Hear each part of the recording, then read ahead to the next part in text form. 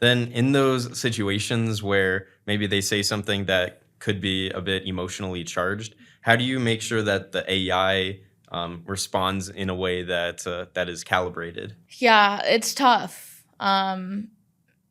It's a tough balance to strike between like professional and kind of the classic chat GPT, like weird empathy that is just incredibly affirmative for the people who are kind of trauma dumping on it.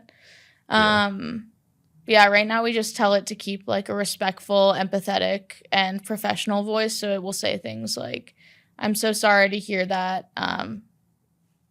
Please let me know if there's anything I can help you with.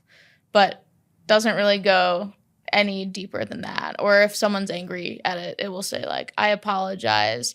I wish I could help you, but I think, speaking to a service advisor would probably be in your best interest. Please call us at blah, blah, blah number.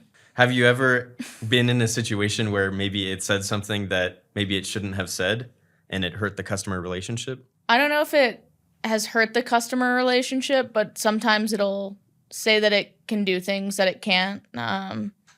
It'll be like reach out to someone with maybe a 50% off oil change on a specific vehicle. And then they'll be like, okay, cool, I'll bring in my Volkswagen Jetta, but it was for a Prius, something like that. And it'll say like, great, let me get you scheduled. But for each of those instances, we basically have a support engineer whose entire job is to monitor these conversations. And when it throws an error, we essentially have baked out like a trust score. So how certain are we that this is the accurate response? And when it gets below a certain accuracy, one of our humans intervenes, looks at what went wrong, and then builds a custom guardrail. So over the last, I would say 4 months, we've been able to build out so many guardrails that now we have an average of 2 to 3 errored message per 3,000 conversations.